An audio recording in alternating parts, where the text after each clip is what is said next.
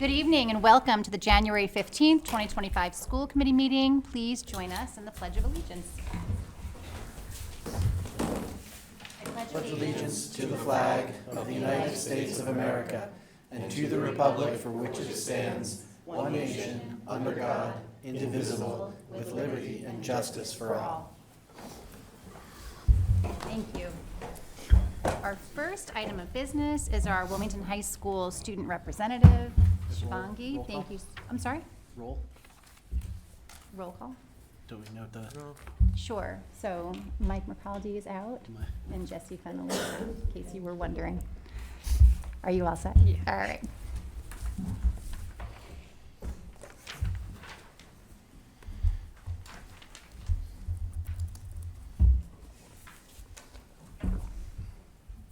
Hi everyone, thank you for having me.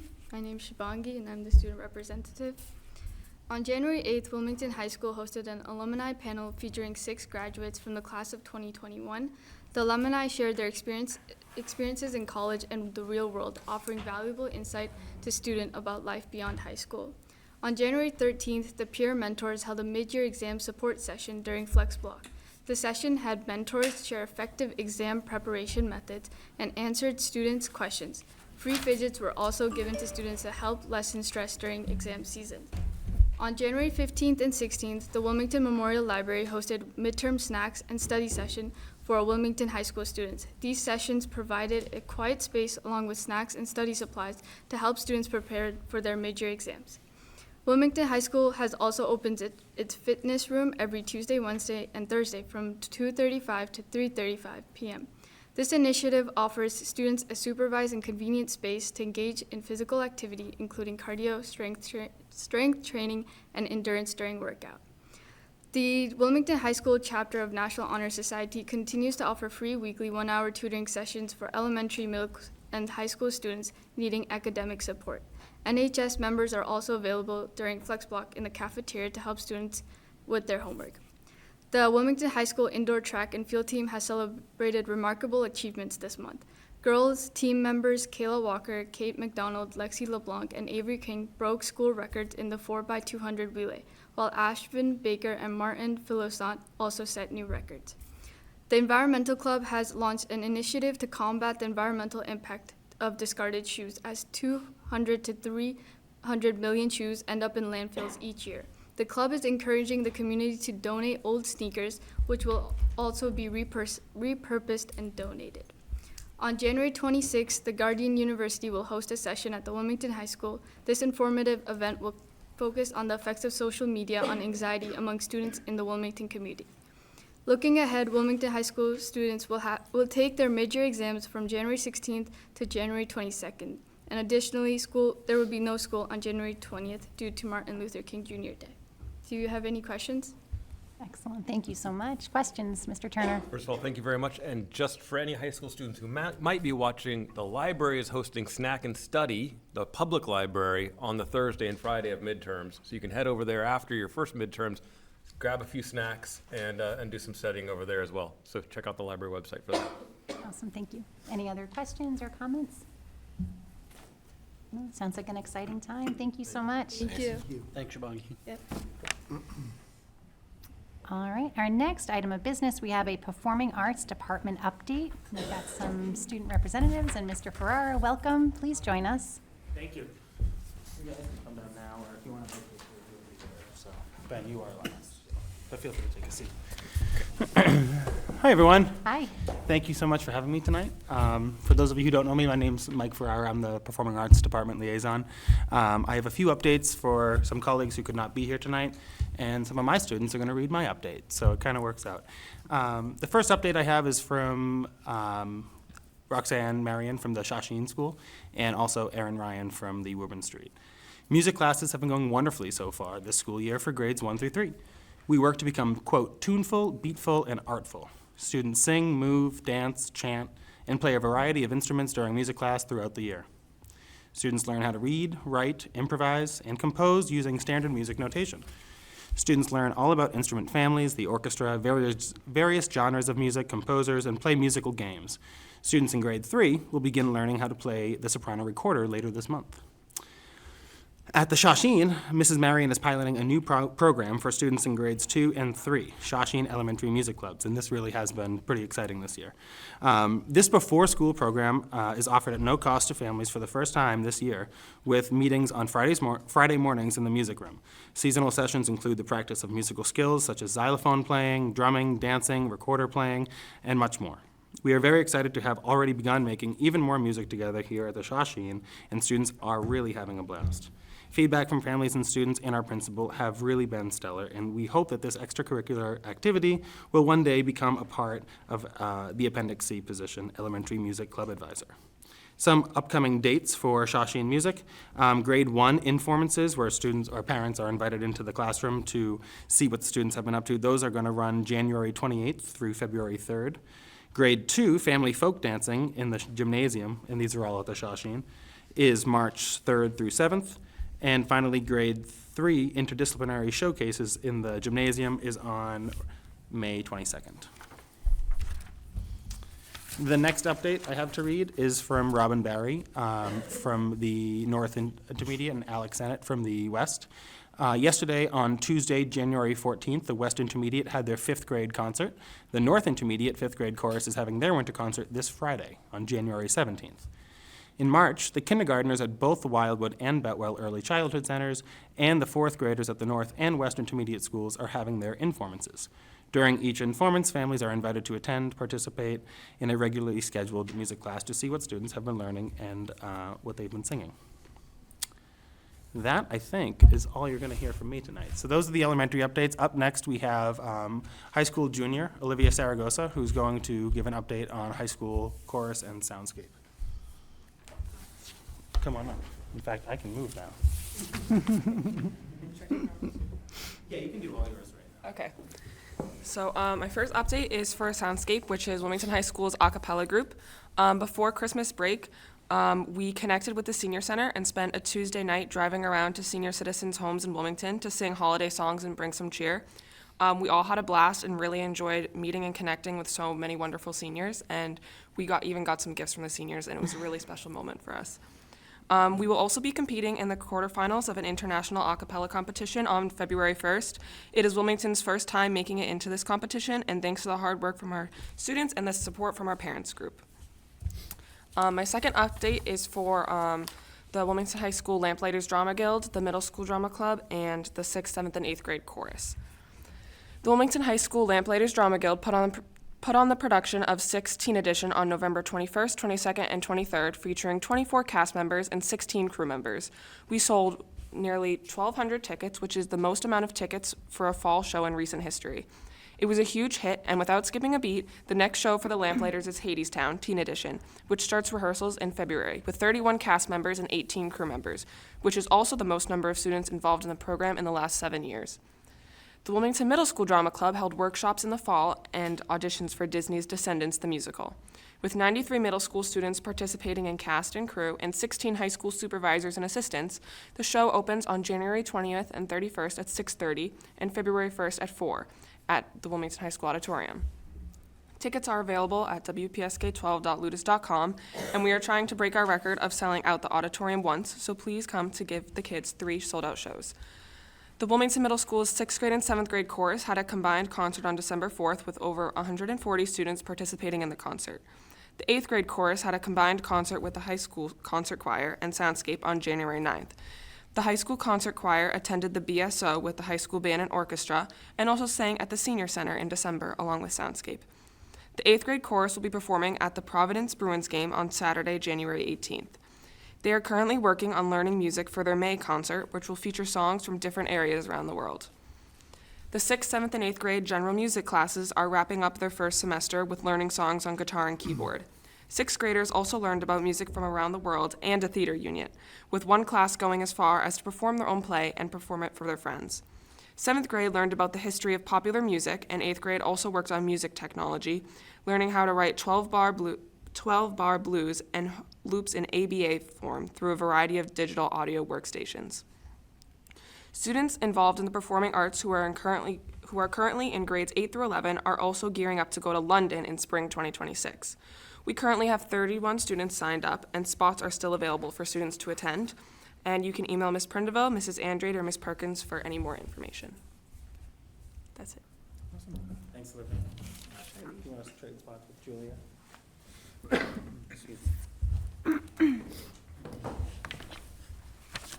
Hello, my name is Julia Moriarty and I play the violin in the high school orchestra. We have had a busy year in orchestra. In October, the high school orchestra gave a chamber music night in the courtyard where we featured small student-led ensembles. We also performed 3 spooky season pieces as an orchestra. We attended an open rehearsal at the BSO where they rehearsed an all-Duke Ellington program. Members of the 8th grade orchestra as well as students of the high school band and chorus all attended.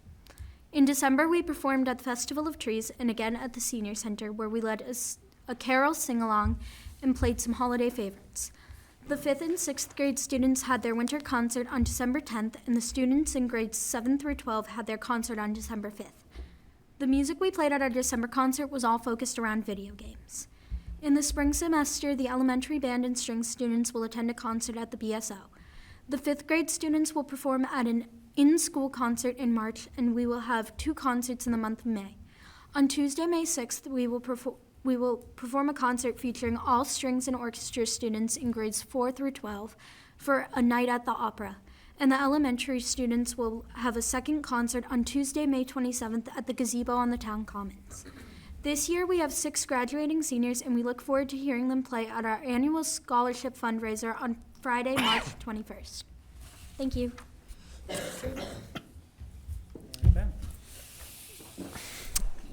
Hello. For those of you who don't know me, my name is Ben O'Brien, and I'm here to talk about the updates in the many different bands we have here in Wilmington. Starting off with the largest and the loudest, our Wildcat Marching Band has been making waves both in the school and beyond. This past December, we participated in the Merrimack Santa Parade for the first time in Wilmington High School history. It was an exciting day when all the members of the marching band bundled up in their Class A uniforms with Santa hats and went to play holiday favorites in the form of marching for all those in attendance. The parade itself was a huge success for the band, and everyone had a good time. The Wildcat Marching Band is looking forward to more parades in the future, including the upcoming Memorial Day Parade. Furthermore, earlier in December, on December 12th, the Wildcat Concert Band put on an electrifying holiday concert in the auditorium along with the combined 7th and 8th grade concert band from the middle school. The high school band put on several amazing performances with pieces such as The Polar Express, Rumba de la Tumba, and Rites of Tamburo, which was a combined piece with the high school and 8th grade band. The 5th and 6th grade band also put on a wonderful performance the following week on December 17th in the high school auditorium.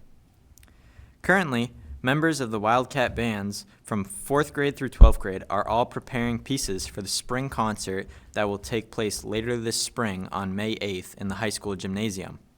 This is an extremely anticipated performance as it bridges together all of the different bands across the Wilmington schools and allows them to be a part of the same performance. This allows parents and viewers to really see the progress and development that is made as we grow up from elementary school to high school. Additionally, the Wildcat Honors Jazz and Rock Ensemble has been hard at work during W2. The 2025 Jazz Band first took the stage at the same winter concert as the high school concert band on December 12th. They played complex and more challenging pieces that ranged from slow ballads such as Angel Eyes, featuring Griffin Kelly soloing on the tenor sax, to more fast and electric Latin charts like Let's Get Loud.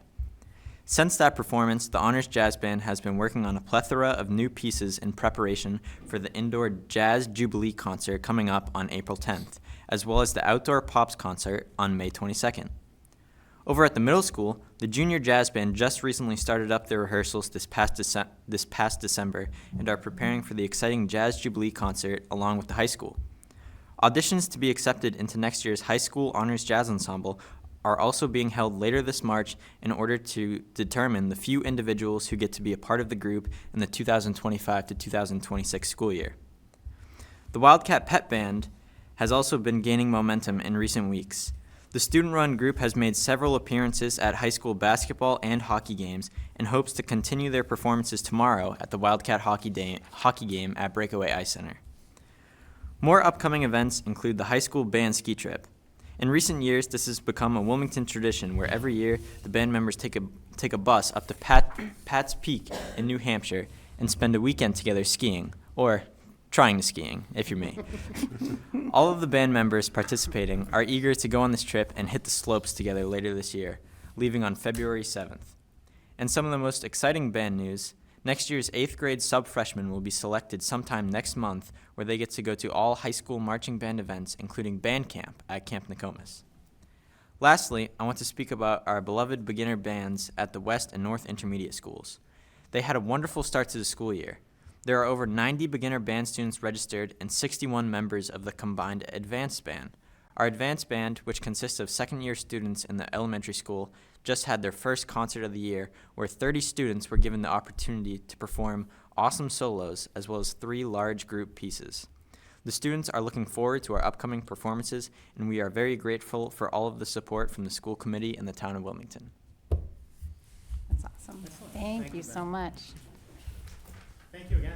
That was incredible. I'm sure there might be a couple of comments, but we are just so grateful. And I know I see all of this and I see it kind of trend through social media and our email, but to hear you all kind of bring it all together is just truly amazing. And we're so grateful, just grateful for your leadership and grateful for our students and all the work that you do. Because I think there's probably something to do almost every single night in performing arts, right? It's just amazing. And we do not take it for granted. So thank you very, very much. Are there questions or comments? Nick? Yeah, I want to say thank you so much. So I just really want to emphasize how great it is to have a district and have people who are passionate about playing music in this day and age when it feels like it's easier and easier to just go online and use AI to write music. But learning a craft and pursuing it and being dedicated to it is so valuable. So thank you for fostering this community. All of you are clearly leaders in what you do.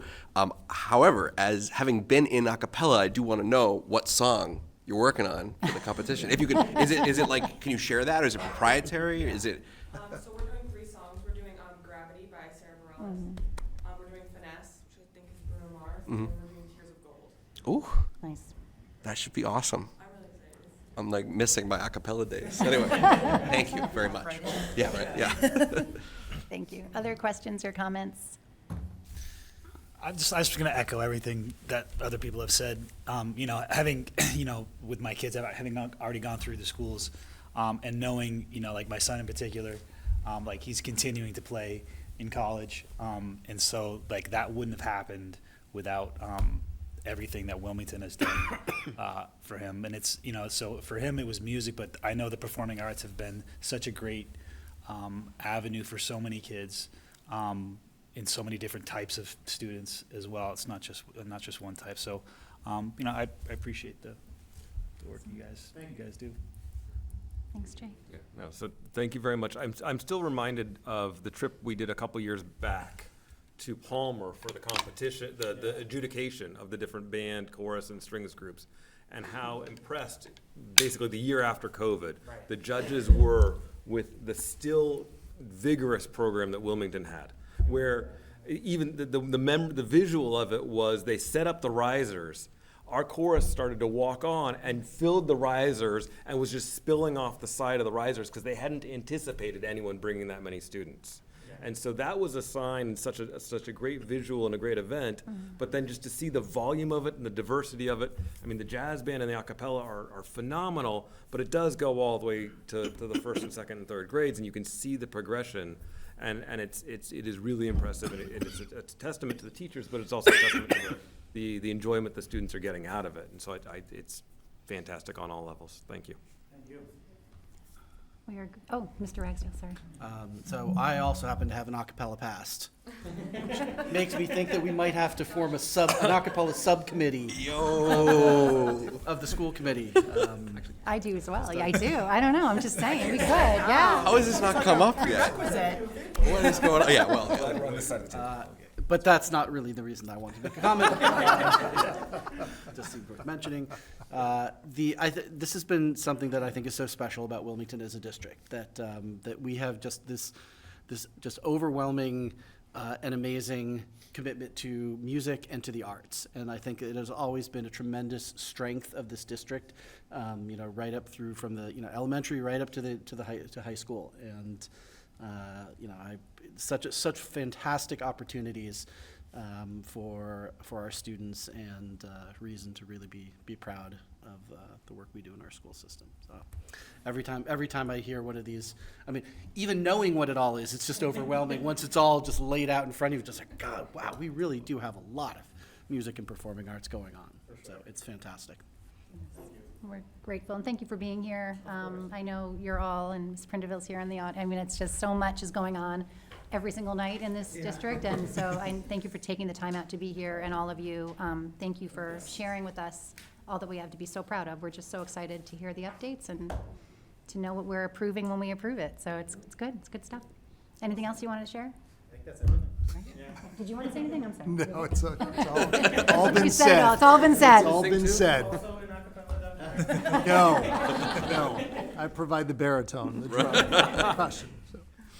Thank you all. Thank you. Awesome. Thank you so much. Thanks for being here. All right, we have some approval of items by consensus. Oh, sorry, can I keep going? Am I good? Are we good? Okay. The first, I wanted to thank, well, before we started, we were given a celebratory dessert by Pause, and I wanted to thank Pause because we had a member here, and now she's not here, and I'm feeling badly that I didn't mention it right away, but if she comes back in, I will say a proper thank you. Approval of minutes, December 18th, 2024. Is there a motion? Thank you, Mr. Golden. Second? Thank you. I'm not as quite as automatic. Mr. Turner, all in favor? And I will actually abstain. Well, I read them, but I wasn't here. You didn't watch the recording? I did, and I read the minutes, but I still feel as though I was absent. All right, we have grants 21, revolving 34 through 36, local 57 through 59, food service 34 through 38, circuit breaker 14, special education 32, 33. Is there a motion? Mr. Turner? Thank you, Mr. Ragsdale. What's the matter? You didn't have payroll. I was going to do it separate. All in favor? Unanimous. Payroll ending 12/31 and 1/15/2025. Is there a motion? Mr. Smaha, seconded by Mr. Turner. All in favor? That is unanimous. And now I wanted to say, as you exited, I'm assuming to share more of that beautiful display, but we did, on our way in tonight, we were provided with a lovely dessert table by Pause to celebrate the school committee, which is maybe the first time that we've ever been celebrated like that. So we were so happy and so grateful, and we just wanted to extend our thanks to Pause for recognizing the work that we do and in the district. So thank you. Thank you. Thank you. Appreciate it. Thanks, and thank you for setting that up. All right, that brings us to the superintendent's report. Dr. Bond. Thanks. Good evening, everyone. 2 items tonight, and I'll go in order, starting first with the Wildwood Project update. Brief memo in the packet to draw your attention to, and really tonight just take a few moments to bring to the attention of, obviously there's a number of members of this committee who are regularly and actively involved as part of that committee, but also the opportunity to bring up to speed members of our community who may be watching and maybe don't follow as closely the building project. A lot of activity continues. The meeting schedule is very aggressive and very time consuming, and so thank you to the members of this committee, Mr. Gold, Mr. Turner, Mr. Ragsdale, who are an active part of that. The working groups, there are 3 right now that are underway. These are subsets of the larger committee, and I just outlined briefly there. Public relations, that's really working hard and thinking about the near-term future and how best to socialize this project and make sure that even more of the community's attention is gathered. And then starting to get into, no pun intended, but the weeds, landscaping and sustainability. These are key aspects of the building as this takes shape, even though that it's still at a 20,000, 18,000 foot view. Things are really starting to come together, and there's a lot of work, time, and energy being placed by many as part of this larger whole. I did want to take just a couple of minutes and bring to your attention, again, perhaps more for members of the community, the fact that this project is really starting to take some shape. And if you've not been following the project, which we understand, life is busy and there's lots going on, I'll put a plug in there for our effort to try the very best we can to make the materials and information and presentation available for anyone. We have a section of our website that is dedicated for all of the project reports and information. At the very beginning of the project, it was determined that between the town's department, website, and the school department, that the school departments would make more sense, the districts, to house all of the documents, and we've continued to work hard to do that. This is the presentation that was shared last evening by our design team, Doran Whittier. It largely takes the same shape and form of its layout. And yes, that's not a typo, meeting number 26 for this committee. I'm not going to go through the whole presentation, but I just thought I would take a few moments to highlight a couple of things. Lots of information for those that want to dig into this, but really, it really is starting to take shape. And while it's still very much in the preliminary design phase, really a lot of attention is being taken to developing the floor plans, developing what the exterior might look like, what some of the finishes might look like. So, and this is all essential, of course, to developing an overall project budget. This is a sample view of the floor plans. Too much to go through here, but we're getting down to the detail of where will particular teachers live, where will these programs be. You can see the large spaces like the gymnasium, the main office space, down to where administrative assistants will be. So it's really starting to hone in at that particular level, which is obviously very, very exciting. I'll share with you that the Miss Elliott in particular, Mr. Lord, myself, and our three elementary school principals, who are obviously connected to this project through the three schools, the Woburn Street, the Wildwood, the Woburn, and the North, are very active at this point in the project. We're relying upon them to try and give us the most information to consider how this is taking shape. So I just want to make sure that the committee knows that they're very much involved.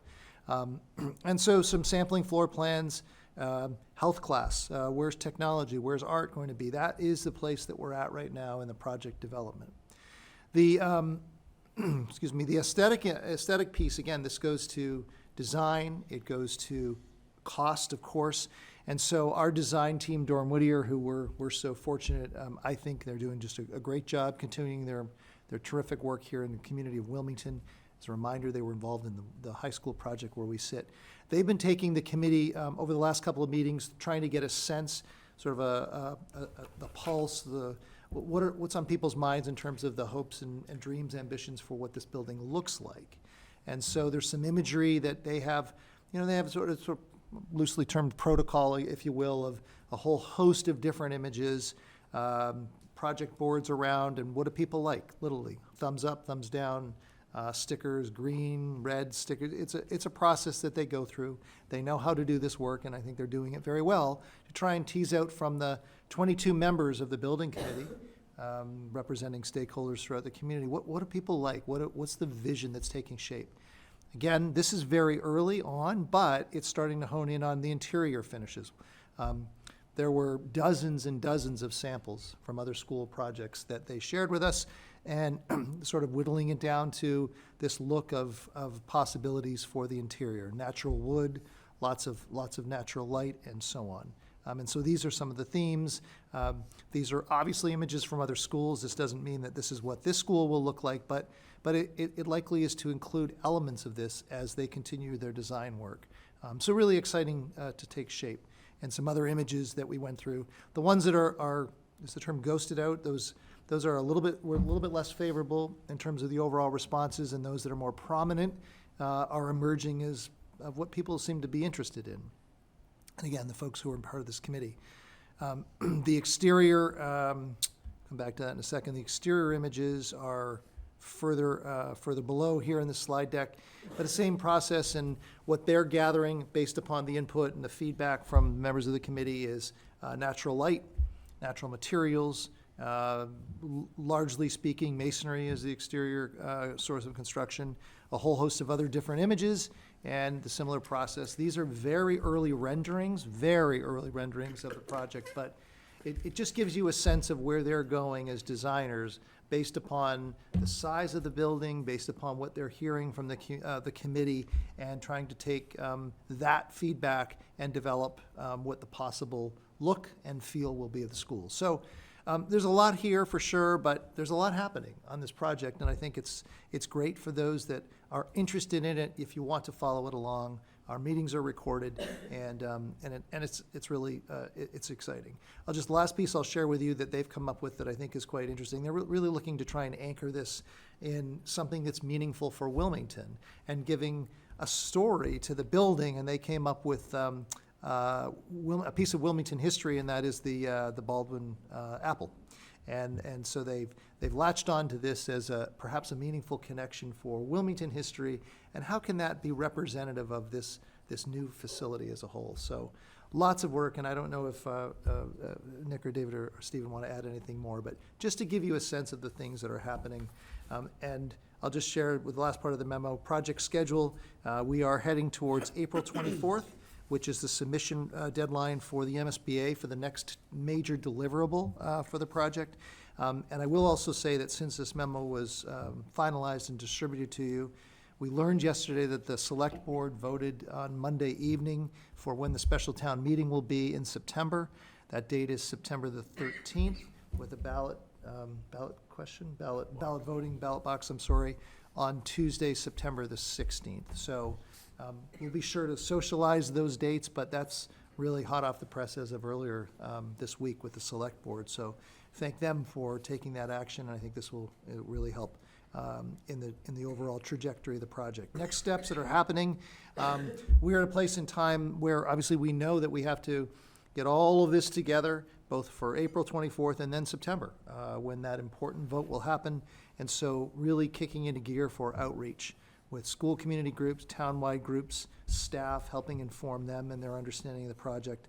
So lots more to come. And that last piece, mobilizing for project support, we're there. We're at that point, in my opinion, that we really need to start as a community, as individual committee members, as myself, as the superintendent, to work to try and mobilize the support community-wide for this project. So all that being said, I'll pause, and I don't know if others want to add to that, but. Thank you so much, Mr. Bolden. Thank you, yeah, and thank you, Dr. Brandt. This has been obviously a long time coming. We're still not there yet. We have, meeting 26. A little more color from the meetings. One of the things we're looking at in terms of architecture is balancing Wilmington's traditions and Wilmington's aesthetic writ large with crafting an elementary school, right? A building that is welcoming to our youngest, littlest learners, right? So that is kind of one of the aspects of our discussion. Relating to outreach, I just wanted to, so I took it upon myself recently to reach out to some of our state regulators, OCPF, the State Ethics Commission, just as a reminder of what our responsibilities as elected officials on the school committee are and where they meet with what we can do talking about this project, right? So, we obviously have talked about this project at great length. We've expressed our preference for a certain style of building within the last couple of months. That was kind of, to my understanding, within our remit. We obviously have to respect public time, public resources, as we do in our ethics trainings, but at the same time, we do retain rights as private citizens outside of these forums to go and kind of express our opinions on projects like these. We just need to be very mindful about balancing our ethical requirements with our kind of civic obligations with regard to this project. I would invite my colleagues we can talk about this at greater length, and also to reach out to the State Ethics Commission, to the Office of Campaign and Political Finance about that. But as we engage with this, and I'm sure we'll be passionate discussion in the town, we do have some capacity to be engaged with this process, being mindful of the limits that exist. So I would encourage us all to revisit those materials, because it's going to be quite a busy year. Thank you very much. So one other thing that's coming very soon is the selection of the construction manager. There's a subcommittee working on that, and they'll be interviewing 4 candidates for that. And one of the things that was very interesting was the designers were talking about that initial outside view, and they said, remember, we've never put something on paper the first day and had that be what the building looks like at the end. And they got a lot of constructive feedback from our meeting. last night, and a lot of learning. But it is that balance, and David, you said it really well. People are very fond of what the high school looks like, and they appreciate that the new town hall school administration building will be similar spirit of design. An elementary school that looks like it fits, but still looks like it's appropriate for elementary students and is welcoming for them, would be different than welcoming students into a high school. And so that balance, and there's a little bit of natural tension between the two. And it'll be interesting to see what they come up with their second draft for that. Great, thank you. Item number 2 is, oh, sorry, Sorry. I'm sorry. Just to clarify the project schedule here. So it goes to vote on the 24th, and then the following sentence says in the coming months, we're going to finalize the scope and budget. So does that mean that a much more finalized budget will be before the April 25th? Just thinking about people in the community when they're looking for, like, when are we going to find out that number? It's, correct me if I'm wrong, but that is part of the package for the April 24th submission, is the understanding. And hence the frenetic pace right now of really honing in on design and overall layout, obviously key to inform project costs. But it's correct, the understanding is the April 24th package as a whole will include a whole lot of things, but including the overall price estimate. Yeah, and I think there's a MSBA board meeting that'll occur after that. I think it's sometime in June. And at that point, the community will know the exact project scope and budget for this project, including what the reimbursement rate would be.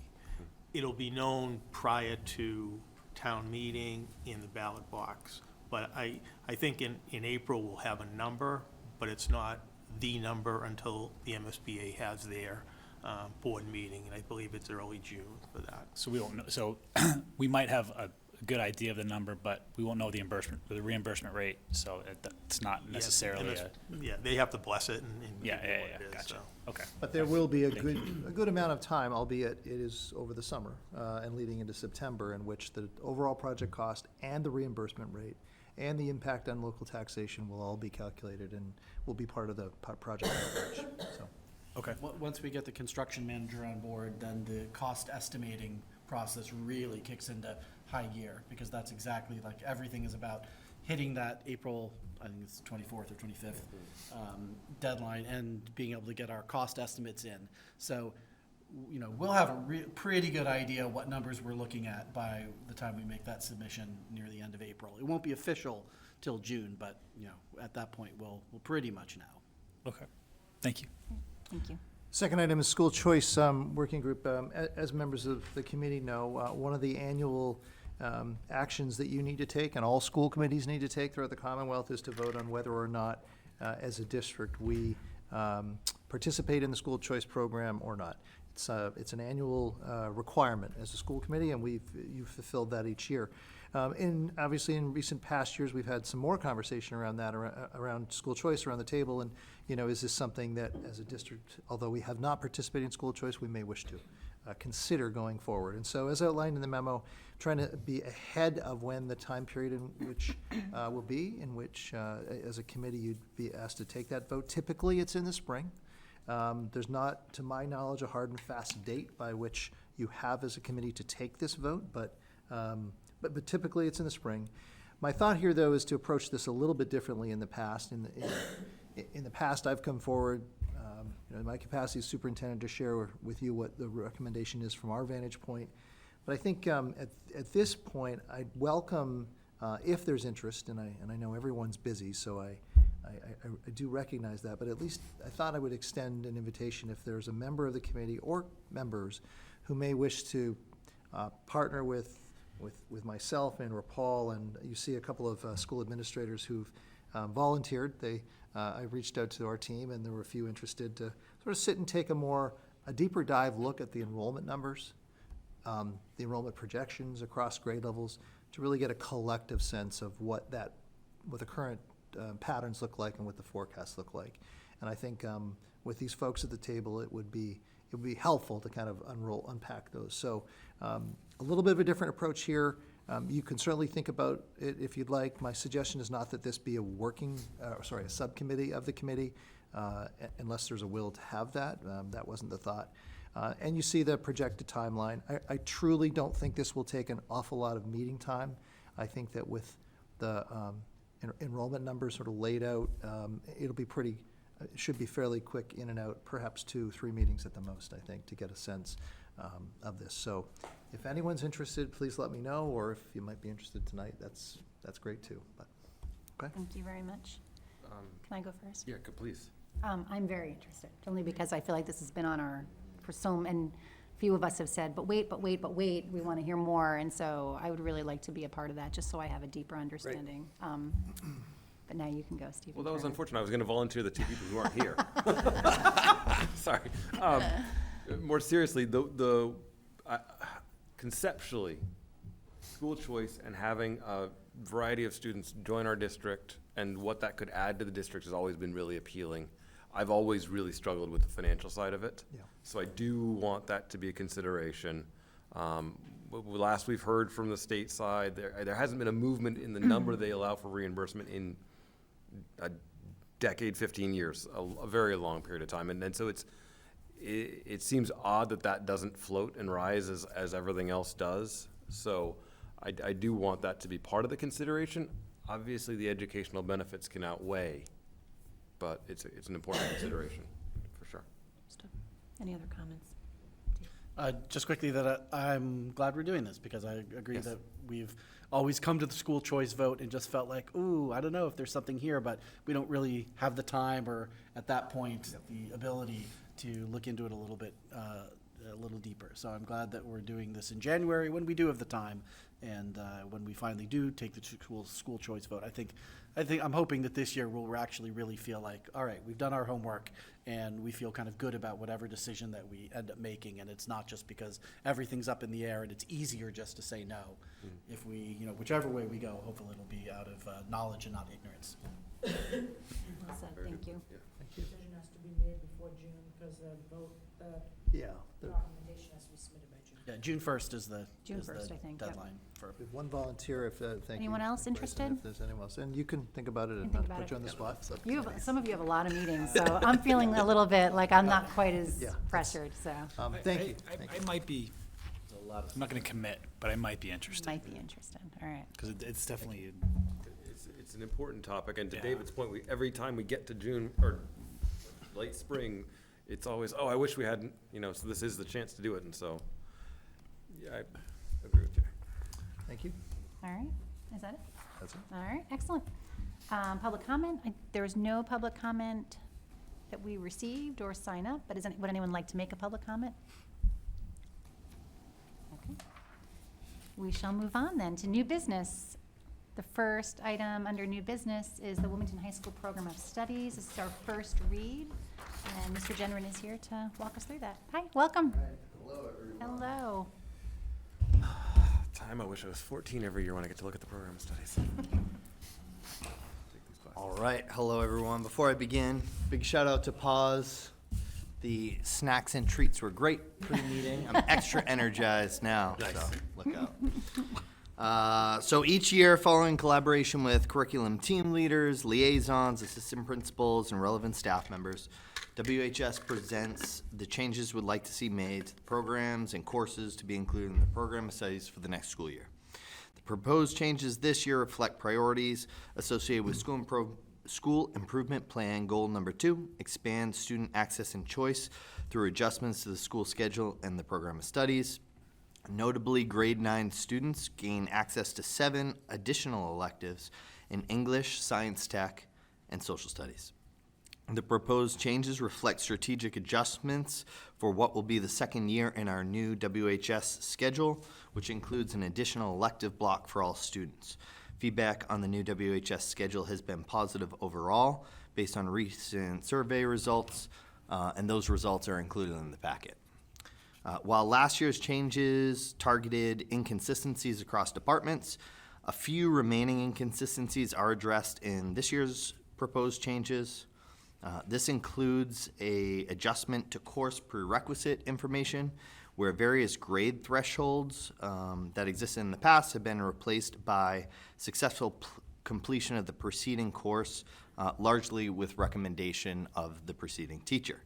Departments will develop and communicate recommendation criteria rubrics for more specific and targeted rationale of course level recommendations. The English department has already developed this, and it will be used as an exemplar for the other departments. A new approach this year, in addition to the new program of studies and the red line version of the program of studies, I provided a chart that organizes the changes by department and includes a brief rationale. And so rather than read through the whole chart, I'm happy to answer any questions or elaborate on any of the changes that would be helpful.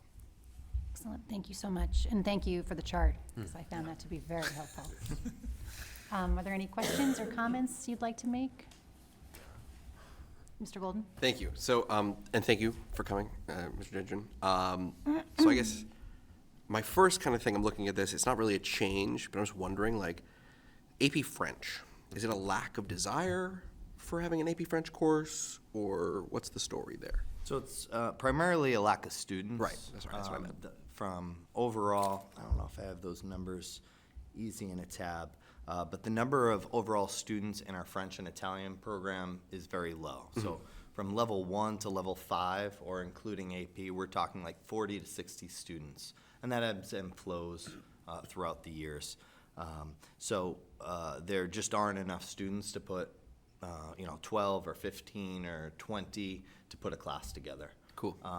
The largest number of students is in the Spanish program, and there, over the last 10 years or so, we only 3 times have had enough to run AP Spanish. But fortunately, Virtual High School, or VHS, exist for this purpose, where students want to take specialized courses that we don't have enough students to run, but we can meet their interests through the VHS program. It's actually funny. I actually took AP World History with VHS, so I can attest to it being a really good option for people. And then with the interdisciplinary programs, a couple of these interdisciplinary courses are going away. I find myself kind of, would you mind expanding on like what an interdisciplinary course is here? And because I guess it's probably also demand.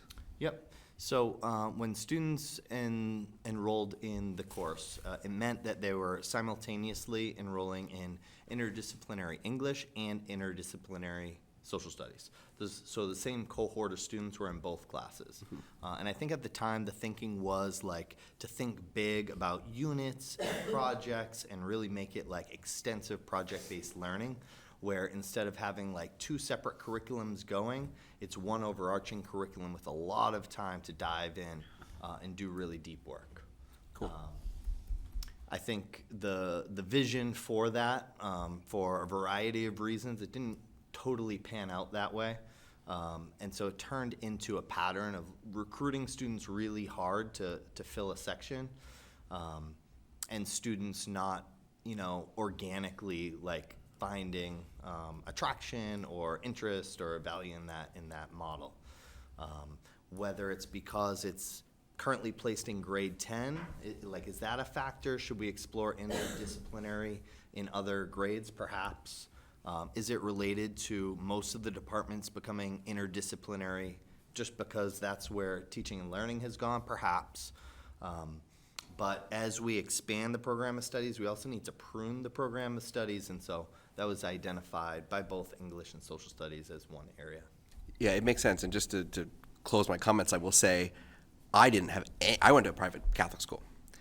I would have done a lot of things to have this many cool electives. I would have been with the Pacific Theater World War II class and the European Theater World War II class.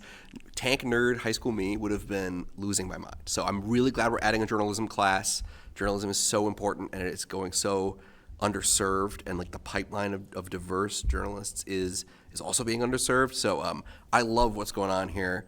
Those were just my questions, but boy, oh boy, am I jealous of these, as Mr. Turner said, these classes. I'm like, can I take these? Like, geez, Louise. Anyway. If I can just respond to that quickly, I hope it's something that doesn't get taken for granted, because for a really small school, we do have the resources to offer a really robust program of studies. And we try to be really, really careful with not overextending ourselves, but not having too few. So I appreciate the perspective of that comment, because I think it's easy to miss, how many offerings students have here at WHS. It's a lot. That's great, thank you. Mr. Ragsdale and then Mr. Turner, sorry. One of the things that I like about what I see as sort of a constant theme across a lot of these changes is the attempt to increase the flexibility of the student's ability to take these courses. So there's everything from not requiring the exact grade, like you have to have this prerequisite grade, but thinking about that a little bit more, like, well, we found kids, we haven't always done it, but we found the kids have succeeded anyway, that with the prerequisite knowledge, to changes, for example, like the moving the Latin course. So instead of having it to be a full year honors course, it's like, all right, but it doesn't seem to be working so well here. We haven't run it for a while. But before we just throw it away, let's see if we offer it as a half-year elective at CP, maybe that'll tempt some people to jump into that. And so I like the kind of the general flexibility that's shown by trying to not just throw some of these things away, but to open them up to younger students, to earlier grades. It's like, hey, astronomy, maybe you don't have to be a senior to take astronomy. You can take it if you're in 11th grade. And just the general options of trying to push some of these things down, I think is a nice trend in trying to open up some additional flexibility for underclassmen to take some of these classes and just before we dismiss them. One question I wanted to ask, and this is related to the elimination of the biology MCAS prep. It's a tiny bit off topic, but I would just want to be curious if there has been sort of work started on how the high school intends to certify students for the competency determination moving forward. Sure, and I'm happy to respond to both parts. Let me talk MCAS first. So actually, with Miss Elliott, we had, and lots of other school leaders, we had an extended meeting last Friday, really wrapping our head around what we want our graduation requirements to look like and what we want our competency determination to look like. There were several times where I think we felt like we just about had it, and then a new realization or a new specific population of student that would have to certify became identified, and it really brought us back to peeling layer after layer after layer off that onion. So I'd say we've made good progress so far. We're planning to follow up on that work with another meeting to really make sure that we have it narrowed down. We've spent a lot of time looking at sample language that other districts are using, as well as our own ideas about the best way to certify that students have met those competencies and skills. And we'll be bringing it here to you in early February. Yeah, it's turned out to be a lot more complex than it initially seemed, because you need two different processes. Right. The certification for the CD is not the same as passing your local graduation requirements. So. And if I can respond to your comment, is that allowed? So with the flexibility of changes, I mean, the meetings with the CTLs for each department and with the assistant principals and with Ms. Dickerson and the school counseling office, I mean, we're talking dozens of hours of meetings poring over these changes and what they mean, and are there any unintended consequences. And so I really want to shout them out, because although they're not here tonight and I'm presenting on their behalf, they really think thoughtfully and critically and passionately about this. And I know they're going to be thrilled to hear your feedback that their effort to make these courses accessible to as many kids as possible is recognized. So thank you for that comment. Stephen. Thank you. So a couple different things. The first one, I'll start out with the one that goes to the history nerd in me, to Mr. Golden's prior point. I think it's phenomenal, the Wilmington history class. I think that'll be really interesting to see how well kids engage. I think we saw some benefits of history projects kind of with the veteran that we recognized early in the year. And part of what we can use is the resource of our public library. They've got a lot of town history there, and the staff to help that class as well. So I think there's a really interesting opportunity. I hope it takes off. It'd be curious to see. Two different things on foreign language. One thing I'd be super curious with VHS is VHS can be really effective for certain types of class. I'm curious if VHS is really a good vehicle for foreign language. I know these days we have all sorts of apps and different things, but when you're talking about foreign language at a high level, such as AP, is it an effective way for students to learn and be successful? If it's not, I'm not sure what the answer is, because the point is there aren't that many who are interested. How do we balance that sort of thing? And so it's not a question for tonight necessarily, but just to think about, is there another alternative to VHS even potentially that the foreign language department could recommend for advanced languages or for even other languages? And then with regard to two of the other classes that were mentioned specifically this year, International Business and World Religion and Culture, I think those are places where having the foreign language department provide not curriculum, but input and interdisciplinary connection could be really helpful. One of the things we get stuck in sometimes here is, English is the language of business in the world. But if you work for an international company or a company that deals with anyone internationally, you can be successful in English. But sometimes there is a point where you will reach a barrier if you don't speak another language. And it's not necessarily a barrier that will block you from career success, but it's an opportunity that will open new doors. And so, I've worked at a company the last 15 years. It's a French company. The language of our business is English. That said, there's a lot of emails that start in French. And then by the time they realize they need to talk to somebody in the United States, they switch to English. So if the number of students who engage in foreign language is good, and the fact that we have the diversity we have is great, but I think it would really be one of those things, 21st century, talk about STEM a lot, but being able to engage in the international community in business doesn't really matter the size of your company anymore. And so focusing on foreign language and trying to help students understand the importance of it and bringing it into those other spaces can do that, and potentially bringing it into younger grades at some point in the future. I think it's great that it's now into the 6th grade. But if kids were at another level up when they got to the high school, then we might have the demand for French 5 or Italian 5 or AP in those languages, because they're starting at 3 instead of 2. So the sequence could work there. And the last one, I really appreciate the survey on Flex. What I've heard is that it is being well received and the changes are good, but I think it's important not to just lose sight of it was a big change, and if it needs to be tweaked, if it needs to move a little bit more, either in the day or the exact number of minutes, you guys, I think what you rolled out was really, really good, a really good change for all the reasons you listed at the time. But that doesn't mean it's exactly the right answer. It could be tweaked. So thank you for doing that survey. Yeah, absolutely. And thank you for the feedback on a variety of topics. I think the one that I can give a concrete response to on the history of a local history class or history of Wilmington. You mentioned the library. Matt Perez at the Town Museum has been a huge resource too, and he's been in contact with Matt Hackett, our social studies CTL, brainstorming ideas for curriculum already. On the VHS French or VHS Italian, we have students doing VHS Mandarin and other languages.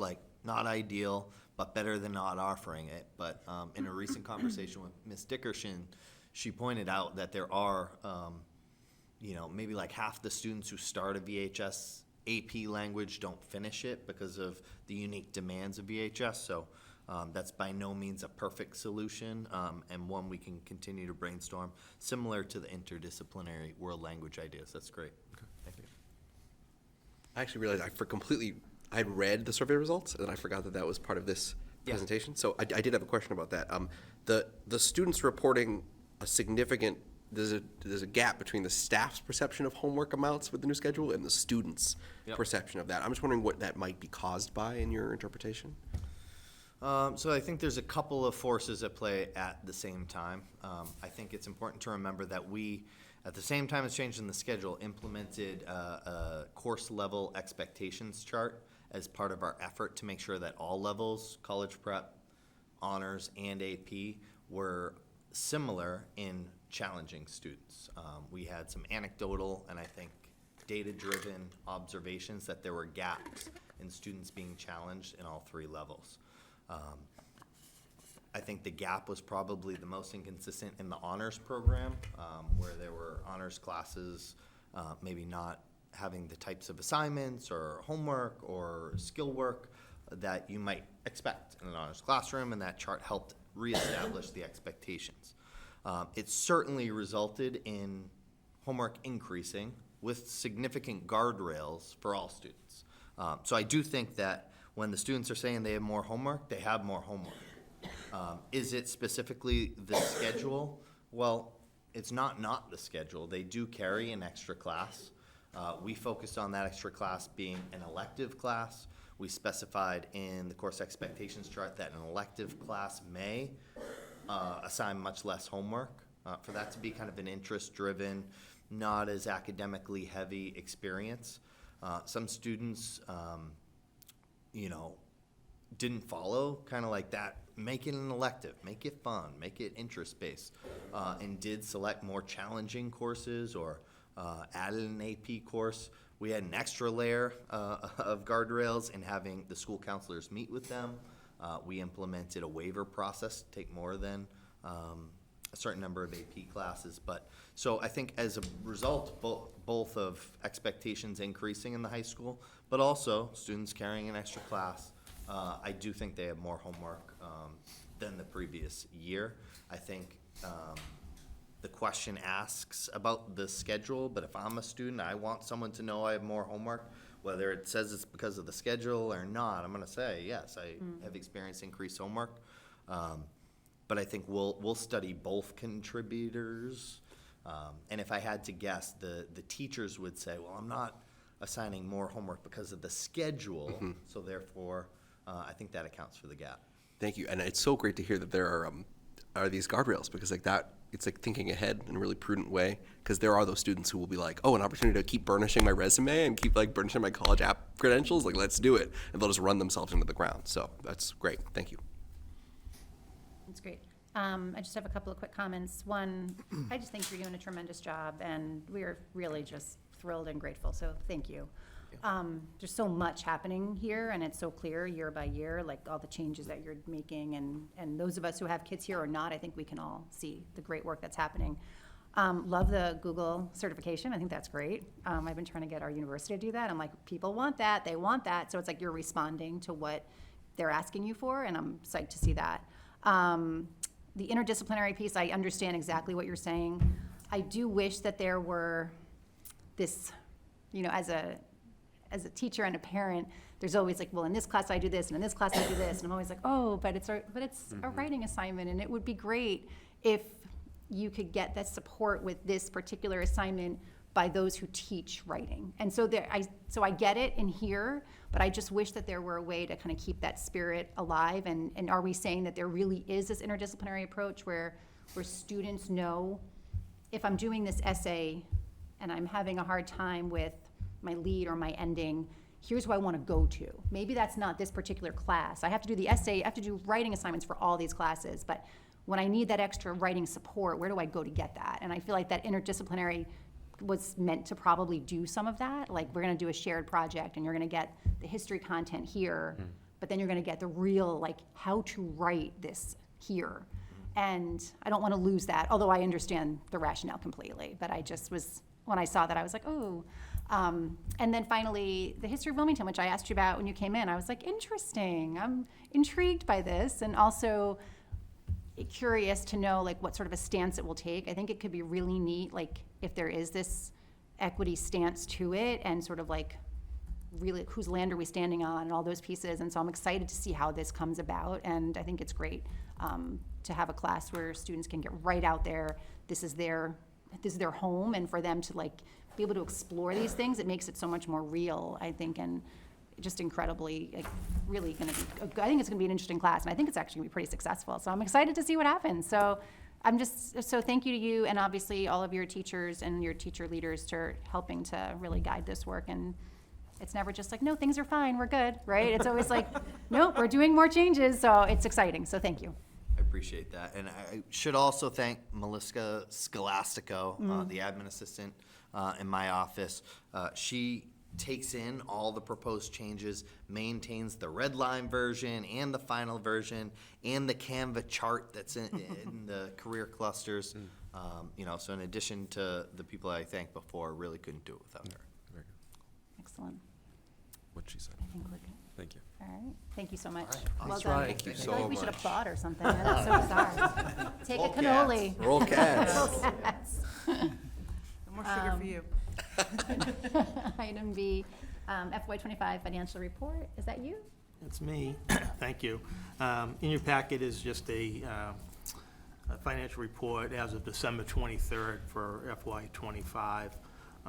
A total appropriation is $49,445,217. We've spent and encumbered through the end of December, $48,620,856. So right now, we have an unencumbered balance of $824,361. So the similar place that we are at this time of the year and in other fiscal years. Comfortable that we'll end the year in the black. Well done. I feel like we should applaud again. No, I'm kidding. Comments or questions for Paul? Mr. Ragsdale? So the balance where we are right now, that's typical for the December balance? Yeah. When you take in the encumbered amount, out of that $48,620,000, we've spent $29,744,000 is encumbered, so it has not been spent yet. So that's take care of payroll through the rest of Thank you. the fiscal year and anything else that comes up, so. So Mr. Turner? in Mr. Finley's absence, I should ask, is there anything here that concerns you or otherwise? Aw, Anything Jess. notable? Anything notable to you? Well, the one area, and we mentioned that during the FY26 budget, is the out-of-district transportation costs. There is a large amount still encumbered to cover that, so that's something we have to, continually look at and make sure that that increase is, we can take care of it in this budget, which I'm confident we can. So, but yeah, that's one area that's still out there, and I mentioned, I don't know if I mentioned here or not, but there's various factors that go into it. Not only the increased cost, but the number of students that the schools they go to, whether ride shares can occur or not, which drives the cost down. So there's a whole host of factors that could impact that, in addition to just the pure increase in cost of the service. Thank you. There are two motions on there too, once you've done any questions, but Okay. don't want to forget those. Yes, I see them all the way at the bottom. Thank you. I'm glad you said Not something. to get overlooked, right? They're on the Mr. memo, I Goldstein. think. Thank you. And thanks, Paul. This is awesome. My question is just like the substitutes line item, long-term subs, teachers, EAs, contracted services. Is that like much higher than normal? Is that right along where you expect? It's where it's been the last couple of years, in some of the, so there's under budget areas throughout the budget where some of those teachers that are on leave and so forth, the substitutes charge someplace. There's a savings in the teacher budget line, if you will, and the costs are put into the substitute line. And we've also, over the last few years, we have some difficulty procuring subs, that we use some agencies and so forth. So, but it's similar costs that we've had in previous years in that the group of substitute lines. But again, they're mostly offset by teachers in a certain school under budget. Cool, thank you. All right, I think that's it. There is a motion. Would anyone like to make the motion? Mr. Turner? I move that we allow the Assistant Superintendent of Administration and Finance to move budgeted funds from the salary adjustment line to the proper line items to account for lane changes and the contractual salary increases. One at a time? Yeah. we have to- One at a time. Is there a second? Mr. Smaha, all in favor? That is unanimous. And then there's another recommended motion. Mr. Ragsdale? I'll move to allow the Assistant Superintendent of Administration and Finance to distribute the circuit breaker offset to the appropriate special education tuition lines. Thank you. Seconded by Mr. Golden. All in favor? that is also unanimous. Thank All you. right. Thank you. Thank you, seriously, thank you. Yes, thank you, Paul. All right, that brings us to subcommittee reports. Are there any subcommittee reports? Those of you that have been at meetings all week, I'm sure there's something. Dr. McCauley and I met with Senator Feingold's district person, Janice. She's great. Great. We spoke about advocating about out-of-district transportation costs. That's an ongoing conversation we're having with our elected officials at the State House about trying to get that better met as a need because it's widespread as a need. So, Thank you very much, and thank you for doing that. Mr. Ragsdale. Not a subcommittee per se, but the cell phone working group held our second meeting yesterday, and we are now at this point kind of split into subgroups within the larger group, similar to how we did, for example, the school start time working group. So there's people looking at research, people who are looking at policies from other districts and schools, looking at stakeholder outreach, and also when looking at safety issues. So we had our second group, and people, were having good discussions, and we will eventually come back to this committee with a recommendation later in the year.